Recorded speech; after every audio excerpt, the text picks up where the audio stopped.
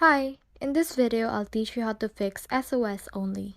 So I have here an article of Apple which will actually help you to fix this error. So if you scroll on, you can see here a lot of versions or a lot of instructions that will help you fix this, but I will guide you through this video. So to do that, what we need to do is we just need to head over to our settings right here. And then once we're in the settings, make sure that airplane mode is turned on. So let's turn this on. Then as you can see, it will actually disconnect on the cellular and also the Bluetooth.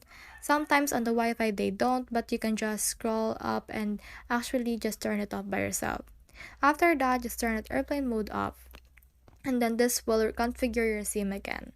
Now since I don't have a SIM inserted on my phone, you can actually just turn off your cellular if you have a SIM.